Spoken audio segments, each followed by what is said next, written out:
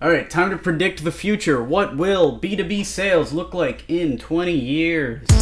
I'll take you forward in time. The year is 2036. I'm moving to Wichita, Kansas, and one of the first things that I had to do before I moved over there was buy a car. The way that I bought this car was I Googled around for about a week trying to find prices online for cars. It's very difficult to find car prices online. And eventually I just bought from CarMax because they have like an Amazon style setup where you can buy a car right there.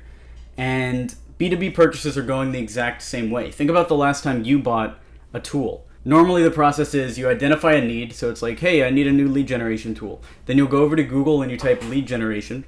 Then you click a few of those tools and reach out to as many of them as you want, or just read into the pages, and for some software as a service tools, even sign up right there without talking to a single person. That's the way that I think it's going to go for almost all styles of business. And what that means is you're going to win in the service business with a productized service. A productized service means that a customer is able to go to your website, quickly see the type of services you're offering, pick something without talking to any person, and sign up on the spot. What can you do right now to get ahead of this curve? How can you package what you're offering in a productized service model? If it's content marketing, maybe that means saying 8 articles for $2,000 and having that on the site and having a buy now button.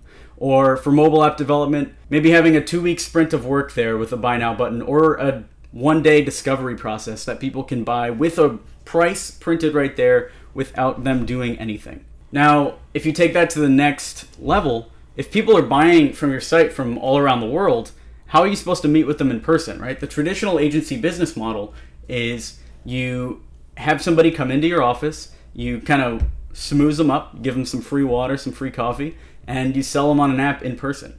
Well, the way that I've seen it go is video calls are about to take over. San Francisco startups are already far ahead of the game, hiring the best in the world regardless of where they live. Check out Buffer's blog for a very good breakdown of how that looks.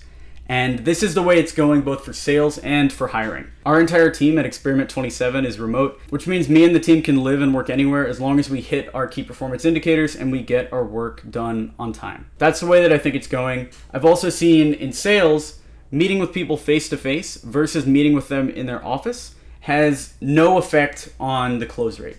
Meaning I'm able to hold the exact same close rate when I was walking into people's offices for an in-person meeting, shaking their hands, as I still have over a Skype call and then moving them directly to email with text. Once the industry finds out that it's a lot cheaper to hire salespeople that are outside of your metropolitan area and do all of your meetings over Skype, the entire industry will quickly change. So if I were you, the way I'd get ahead of that is stop having clients in your office and get comfortable talking to a camera and selling over video chat.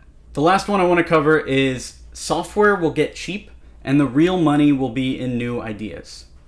Coding is already getting cheaper by the day. There are incredibly smart coders in Romania, in South America, Poland, and all around the world, India, that are rivaling the developers and the coding talent in the United States.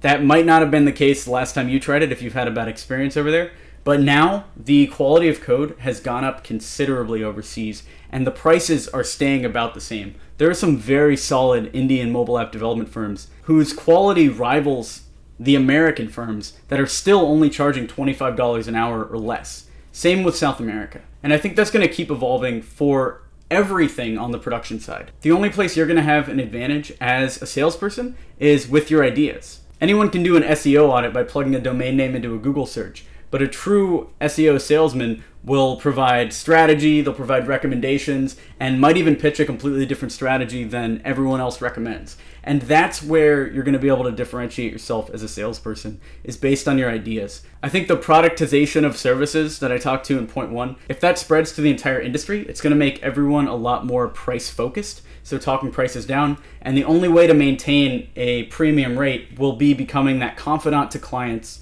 where they trust you to tell them the right things. One motto that I've lived by for the last 2 years is always asking myself whenever I'm in a client meeting, what would you recommend if the client was your friend? And what that means is being true to your word and only telling a client that something's going to be good value to them if you 100% believe it and you'd recommend it to your best friend, knowing that the consequences of if you fail are still going to be there. So those are the 3 ways that I think B2B sales are going to change in the next 20 years. Is there anything I missed? Where do you think sales is going? Leave a comment below and let's start a conversation. I'm Alex Berman from Experiment 27. Give this video a thumbs up to encourage this type of content. Subscribe to this YouTube channel for more videos. And if you need marketing or sales support for your digital agency, check out experiment27.co. Thanks.